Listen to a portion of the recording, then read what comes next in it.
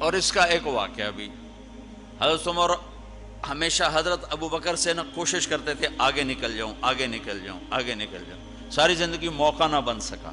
تبوک کا موقع آیا تو اللہ کے نبی نے کہا مال خرچ کرو۔ عثمان رضی اللہ تعالیٰ عنہ 10,000 لشکر کا سارا سامان تیار کیا، ان کی سواریاں، ان کا راشن کے لیے تھیلوں کو بند کرنے کے لیے دھاگے تک اپنے گھر سے دیے، اور 300 دینار اوپر دیے۔ تو اللہ کے نبی کی جھولی میں وہ 300 دینار پڑے تھے یوں، اور آپ ان دیناروں کو اٹھا کے یوں فرما رہے تھے ما علی عثمان اللہ یعمل بعدا، عثمان آج کے بعد کچھ بھی نہ کرے تو جنت واجب ہوگی۔ تو عمر کہنے لگے آج میں ابو بکر کو کاٹ سکتا ہوں، آج میں اس سے آگے نکل سکتا ہوں کہ وہ آج کل غریب ہے، میں مالدار ہوں، تو وہ تھوڑا لائے گا میں زیادہ لاؤں گا تو میں بڑھ جاؤں گا۔ لہٰذا انہوں نے اپنے مال کا آدھا حصہ، آدھا گھر میں رکھا اور آدھا لے کر آئے۔ ابو بکر نے جھاڑو پھیر دیا، جو کچھ تھا وہ سارا سمیٹ کے لے آئے۔ جب دونوں پراپرٹی سامنے رکھی گئیں تو حضرت عمر کی بہت زیادہ نظر آ رہی، ابو بکر کی بہت تھوڑی نظر آ رہی، لہٰذا حضرت عمر بڑے اطمینان میں کھڑے کہ آج جیت خطاب کے بیٹے کی ہے۔ میں قربان جاؤں، اللہ رسول تو جانتے ہیں کہ کون کیا کر کے آیا ہے، تو میرے نبی نے سوال ہی بدل دیا جو اس موقع کا سوال ہی نہیں۔ کوئی آدمی مسجد میں چندہ دینے جائے، مدرسے میں چندہ دینے جائے، کہا جی مول صاحب یہ 1 لاکھ روپیہ ہے مدرسے کے لیے، مسجد کے لیے۔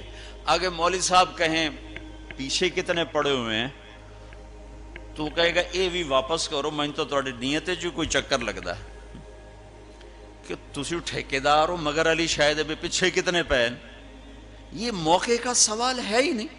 مولوی صاحب کو چاہیے جی جزاک اللہ، یہ لیجئے رسید، بسم اللہ، پھر بھی موقع آئے تو دیتے رہیں۔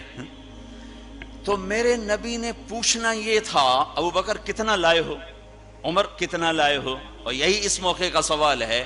لیکن اللہ رسول جانتے ہیں کہ کس کے مال میں وزن زیادہ ہے، تو میرے نبی نے سوال بدل دیا، فرمایا عمر ما خلفت، واہ واہ عمر پیچھے کیا چھوڑ کے آئے ہو؟ تو حضرت عمر تو وہیں دھڑم ہو گیا کہ با میں گیا، سوال سے ہی وہ پتہ چل گیا با میری کلی اڑ گئی وکٹ۔ عمر ما خلفت یا ما ترکت لأہلک، یہ دونوں الفاظ ہیں، پیچھے گھر والوں کے لیے کیا چھوڑا؟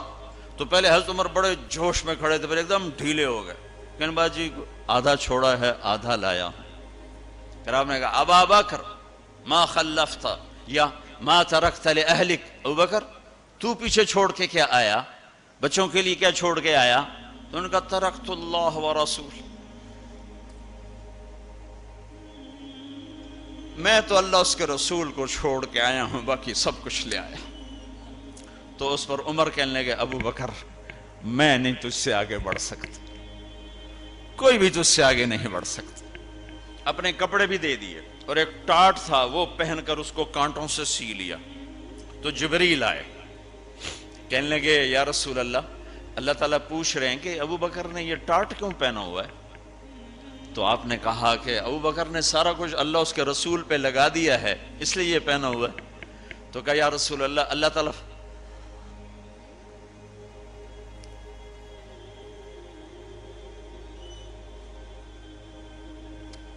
تعالیٰ فرما رہے ہیں ابو بکر سے پوچھو مجھ سے راضی تو ہے،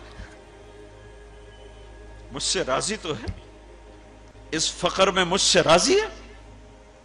میں تو اتنا سفر کر کے آیا ہوں، حالانکہ ابھی 4 دن پہلے میں 12 ملکوں کا 10 ملکوں کا سفر کر کے آؤں، ساری ہڈیوں میں درد ہے، میں اس لیے آیا ہوں کہ چلو کوئی بخشش کا بہانہ مل جائے، کوئی بخشش کا بہانہ مل جائے، اللہ راضی ہو جائے۔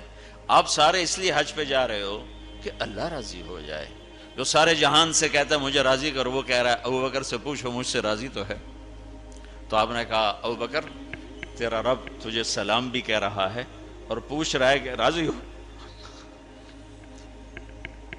تو ابو بکر کی چیخیں نکلی، میں اپنے رب سے راضی، میں اپنے رب سے راضی، میں اپنے رب سے راضی۔